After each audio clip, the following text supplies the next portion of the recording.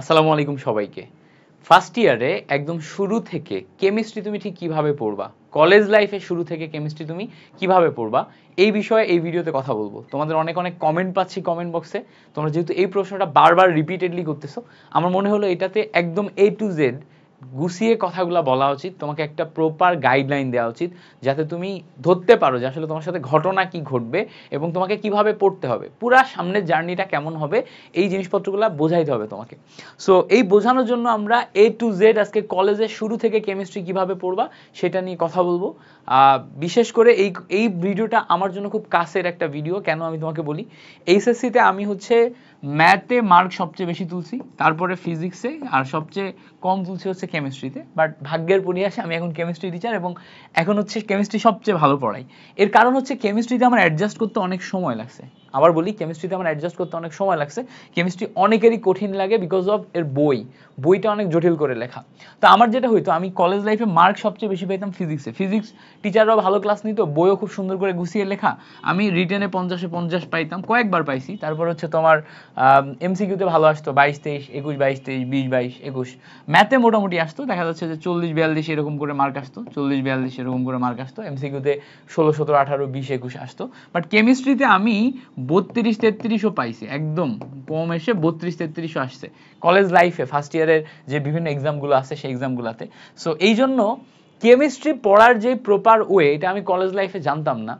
Chemistry আমার কাছে কঠিন লাগতো। অনেক ক্ষেত্রে দেখা যায় যে সমস্ত টিচাররা পড়ায় তারা নিজেরাও প্রপার ওয়েতে পড়ান না। সো তুমি যদি এরকম ভালো কোনো টিচারের কাছে না পড়ো যে তোমাকে প্রপার ওয়েটা বলে দিচ্ছে, যে তোমাকে গাইড করতে পারছে, তাহলে আমার মতে যে অনলাইন অফলাইন যে সমস্ত টিচারগুলো আছে তাদের কথা শুনে, আমার সাথে কথাবার্তা বইলে বা আমাদের থেকে কথাবার্তাগুলো শুনে তোমার একটা প্রপার গাইডেন্স নেওয়া উচিত এবং তারপরে তোমার আগানো উচিত। তো চলো আমরা একটু দেখি আমরা হচ্ছে যে কেমিস্ট্রিটা কিভাবে পড়বো, আমাদের টোটাল কলেজ লাইফে কেমিস্ট্রিটা কিভাবে পড়বো। তোমাকে আগে বুঝতে হবে টোটাল 2 বছর তোমাকে কি কি পড়তে হবে, কোথায় কি কি অপেক্ষা করতেছে। তো আমি তোমাকে দেখাই, এটা ধরো তুমি, হ্যাঁ এটা তুমি এখন তুমি সামনের যেই টাইম লাইনে পড়াশোনা করবা, এই টাইম লাইনে পড়াশোনা করবা এইচএসসির আগ পর্যন্ত তোমার টোটাল কেমিস্ট্রিটা কভার হওয়া চাই। এখন প্রথমে যাবে তোমার ফার্স্ট ইয়ার, ভাইয়া প্রথমে কি ফার্স্ট ইয়ারে ইয়ার ফাইনাল আসবে, ঠিক আছে, তারপরে যাবে সেকেন্ড ইয়ার। এবার মোস্ট প্রবাবলি তোমার কেমিস্ট্রিতে ফার্স্ট ইয়ারে ফার্স্ট পেপারে যেই 4টা চ্যাপ্টার, কোনো কলেজে দেখা যায় কি সেকেন্ড ইয়ারে সেকেন্ড পেপার যেটা আছে, সেকেন্ড পেপার থেকে চ্যাপ্টার এখানে নিয়ে আসে। যেমন ধরো ম্যাক্সিমাম ক্ষেত্রে কলেজে ফার্স্ট ইয়ারে তুমি গুণগত পড়বা, আমি তোমাকে একদম লিখে লিখে বলে দিই, গুণগত পড়বা। তারপর হচ্ছে মৌলের পর্যায়বৃত্ত। তারপর হচ্ছে তোমার রাসায়নিক পরিবর্তন পরে পড়াইতে পারে, এরপরে তোমাকে হয়তো জৈব যৌগে নিয়ে চলে যাবে, ঠিক আছে। এর সাথে পরিবেশ রসায়ন পড়াইতে পারে, এরকমই ডিস্ট্রিবিউশনটা থাকে। সেকেন্ড ইয়ারে যে তুমি রাসায়নিক পরিবর্তন, ঠিক আছে, তারপরে পড়বা হচ্ছে পরিমাণগত, তারপরে পড়বা হচ্ছে তড়িৎ। যেহেতু তোমরা ফুল সিলেবাসের ব্যাচ, অর্থাৎ তোমাদের আরো অন্যান্য চ্যাপ্টার আছে, যেমন অর্থনৈতিক রসায়ন, কর্মমুখী রসায়ন, এগুলো আছে। সো ওগুলো আমি লিখলাম না, বাট ওভারঅল আমি তোমাকে একটা সুন্দর ধারণা দিয়ে ফেলছি যেগুলো মেইন চ্যাপ্টার সেগুলো। সো বাকি যেগুলো বললাম না, ওগুলো তুমি 1-2 দিনে পড়ে শেষ করতে পারো, এই জন্য ওগুলো আমি লিখলাম না।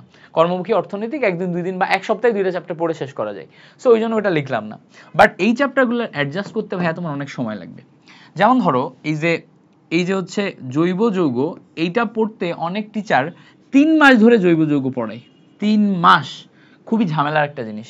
3 মাস জৈব যৌগ আসলে কেউ পড়াটা আসলে মানে কি বলবো, এটা হচ্ছে 3 মাস ধরে জৈব যৌগ পড়াটা কোনো ওয়াইজ ডিসিশন না। তোমাকে প্রথমবার 3 মাস ধরে পড়তে হবে, তুমি 3 মাসের নিচে জৈব যৌগ কখনো অ্যাডজাস্ট করতে পারবে না। বাট জৈব যৌগ প্রথমবার তুমি মাত্র 10 থেকে 20 দিনের ভিতরে একবার এইটাকে গুছাবা, 10 থেকে 20 দিনের ভিতরে একবার গোছাবা, 10 থেকে 20 দিন টানা গোছানোর পর এরপরে তুমি রিপিটেডলি এক সপ্তাহ করে টার্গেট নিয়ে রিভিশন দিবা বারবার। জৈব যৌগের ক্ষেত্রে যতবার রিভিশন দেওয়া যায় তত ভালো। তো সেই ক্ষেত্রে এই যে যেহেতু এটা 3 মাস ধরে অনেক কলেজে পড়াই, ফলে আমরা প্রপার ওয়েতে না যেয়ে আমরা ভুলভাল জিনিসপত্র করি। এখন প্রপার ওয়ে কি? প্রপার ওয়ে হচ্ছে, প্রথমেই বলি, প্রপার ওয়ে হচ্ছে তুমি অনলাইনে পড়ো বা কলেজের সাথে পড়ো, যেটাই পড়ো, তোমার অনলাইন বা কলেজ যেটা আছে তার সাথে আগানো। মানে তুমি যখন শুরু করতেছো এই পয়েন্টে শুরু করতেছো, তো তুমি হচ্ছে টিচার ফলো। এই কথাটা কেন বলতেছি, দেখো তুমি যদি টিচারকে ফলো না করো, একা একা বই পড়তে যাও, তুমি কখনোই জিনিসটাকে সিম্পলিফাই করতে পারবে না। শুরু থেকেই কেমিস্ট্রিতে ভালো করতে গেলে তোমাকে বইয়ের ওপর ফোকাস বন্ধ করে টিচারের ওপর ফলো করতে হবে। টিচার ফলো কি? টিচার ক্লাস করাবে, ধরো তোমার কলেজের টিচার অথবা তুমি অনলাইন কোনো টিচারের কাছে পড়লি, অনলাইন টিচার। তো টিচার হচ্ছে কি করাবে? টিচার ক্লাস করাবে। ধরো আমি এখনো 27 ব্যাচের কোনো কোর্স আনি নাই, বাট যারা যারা আনছে তাদের ব্যাচগুলোতে তোমরা ক্লাস করতেছো।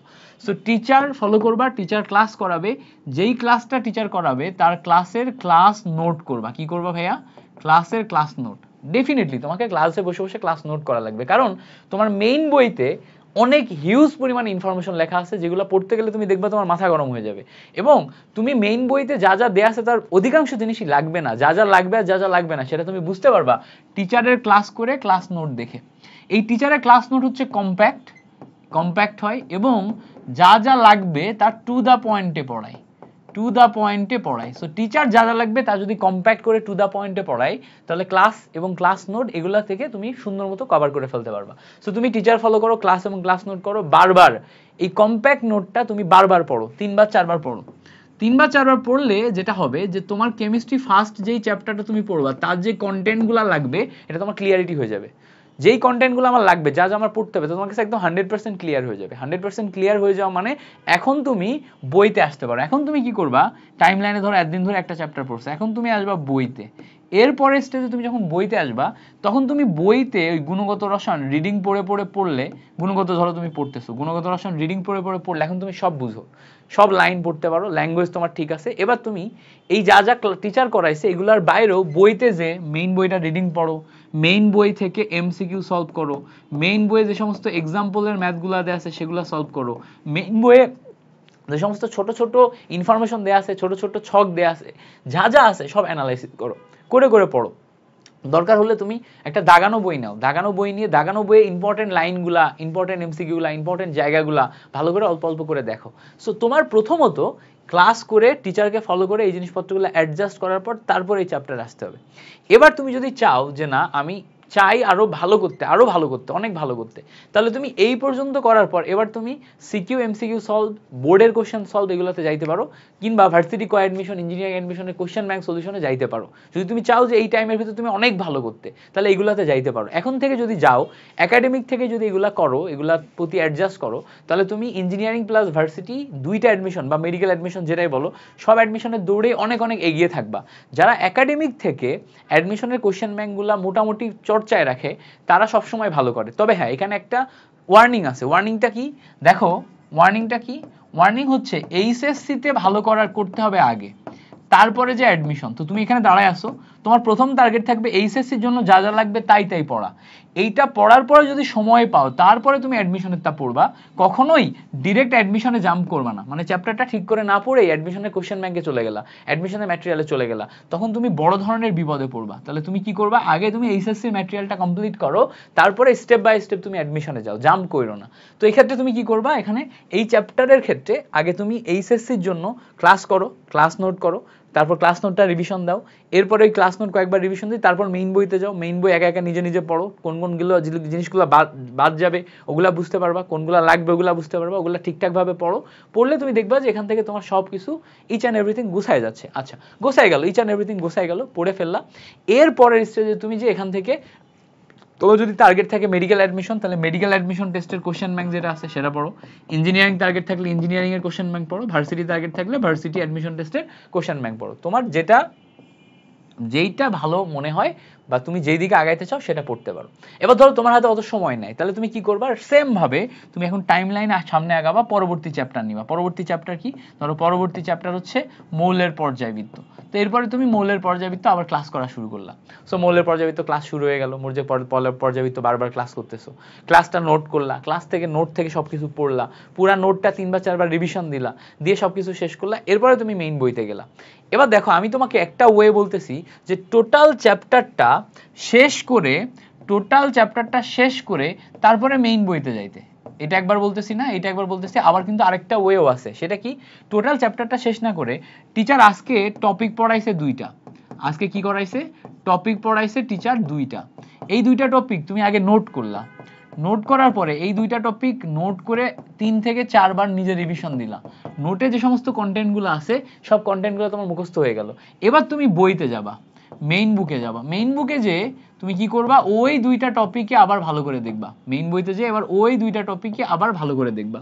সো ওই দুইটা টপিক যদি মেইন বইতে যে আবার ভালো করে দেখো, তাহলে তুমি দেখতে পাবা যে টপিক পড়া শেষ, নোট করা শেষ, 3-4 বার রিভিশন দেওয়া শেষ, মেইন বইতে যে ওই টপিকগুলো আমি বারবার পড়তেছি, বারবার পড়তেছি, টপিকগুলো বারবার পড়তেছি। ফলে যেটা হয় যে মেইন বইও আমার অ্যাডজাস্ট হয়ে গেল। এবার অনেকেই ফার্স্ট ইয়ার সেকেন্ড ইয়ার থেকে মেইন বই পড়ার ধৈর্য রাখে না, বাট কেউ যদি ধৈর্য ধারণ করে মেইন বইটা পড়তে পারে, তাহলে সে ইঞ্জিনিয়ারিংয়েও টপ করবে, সে মেডিকেলেও টপ করবে, সে ভার্সিটিতেও টপ করবে, এটা গ্যারান্টেড। কেন? কারণ মেইন বইয়ের বাইরে থেকে কোশ্চেন হয় না। বাট আমাদের সমস্যা হচ্ছে আমরা মেইন বই তো পড়তে পারি না, মেইন বইটা এত কঠিন করে লেখা, মেইন বই পড়া আমাদের জন্য টাফ হয়ে যায়। সো এই জন্য মেইন বইটা যদি তুমি পড়তে পারো, তোমার যদি অ্যাডজাস্টমেন্ট হয় তাহলে খুবই ভালো, আর যদি না হয় তাহলে টিচারের ক্লাস এবং ক্লাস নোট এর পাশাপাশি question bank, test paper, varsity question bank, engineering question bank, এই সমস্ত ম্যাটেরিয়ালগুলো শুরু থেকে যদি তুমি ঘাটাঘাটি করতে পারো, এগুলা ঘেটে যদি টু দ্য পয়েন্টে পড়তে পারো, তাহলে তোমার রেজাল্ট সবসময়ই ভালো হবে, আবার তুমি সামনে ভালো করবা। সো এইভাবে তোমাকে প্ল্যানিং করা লাগবে, এভাবে তোমাকে ধীরে ধীরে প্ল্যানিং করা লাগবে। এবার আসো আমি তোমাদেরকে কিছু টেকনিক এবং ট্রিক্স যেগুলো বললাম এর পাশাপাশি কিছু ওয়ার্নিং দিই যে কি কি ভুল করা যাবে না। দেখো কি কি ভুল করা যাবে না, এর ভিতরে যে প্রথম নাম্বার 1 ভুল হচ্ছে যে লিখে লিখে না পড়া। তুমি শুরু থেকেই প্রত্যেকটা জিনিস লিখে লিখে প্র্যাকটিস করবা, লিখে লিখে প্র্যাকটিস করবা, যাতে পুরা জিনিসটা তোমার মাথার ভিতর ঢুকে যায়, মুখস্থ হয়। শুরুতেই তুমি ফর্মুলাতে ফোকাস করবা, অনেকে ফর্মুলাতে ফোকাস করে না। যত ফর্মুলা আছে এগুলো লিখে লিখে পড়তে হবে, বারবার সুন্দর করে গুছায় রাখতে হবে, ফর্মুলা মুখস্থ হইতে হবে। বিকজ টোটাল জার্নিতে তোমাকে প্রায় 700 থেকে 800 ফর্মুলা মুখস্থ করা লাগবে সবগুলা সাবজেক্ট মিলায়। সো 700 থেকে 800 ফর্মুলা তুমি কিন্তু হঠাৎ করে এক মাসে মনে রাখতে পারবে না, বাট 16-17 মাস ধরে যদি মুখস্থ করো তাহলে এটা মোর দেন ইজি এবং তুমি পারবা।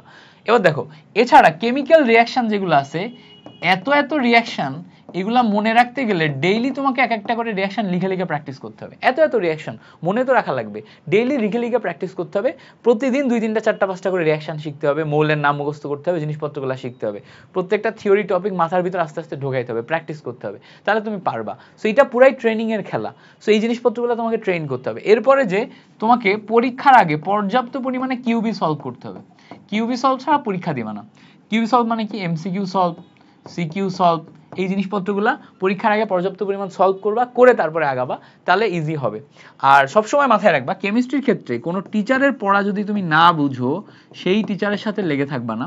টিচার এক্সপিরিয়েন্স হইতে হবে, টিচারের প্রিভিয়াস পড়ানোর ভালো অভিজ্ঞতা থাকতে হবে, এবং টিচারের পড়া তোমাকে বুঝতে হবে। তুমি যদি বুঝো এবং টিচার যদি তোমাকে গুছিয়ে দিতে পারে, তাহলে সেই টিচারের সাথে লেগে থাকো। এই কয়েকটা জিনিসপত্র ফলো করো, তোমার আশা করি টোটাল কলেজের জীবনটা সুন্দর যাবে। এই যে টোটাল গাইডলাইনটা, এইগুলো যদি তোমার কাছে পৌঁছায়, সব মিলায় তোমার যদি ভালো লেগে থাকে, তাহলে অবশ্যই চ্যানেলটা সাবস্ক্রাইব করো, আর নিজেদের ফ্রেন্ড সার্কেলে অন্তত 5 জন ফ্রেন্ডকে এই ভিডিওটা একটু শেয়ার করো, বা গ্রুপগুলোতে একটু শেয়ার করো, তাহলেই আমরা একসাথে অনেক দূর যেতে পারবো, ভালো কিছু করতে পারবো ইনশাল্লাহ। Thank you so much for watching this video. তোমার সাথে পরবর্তী ভিডিওতে দেখা হবে। আল্লাহ হাফেজ।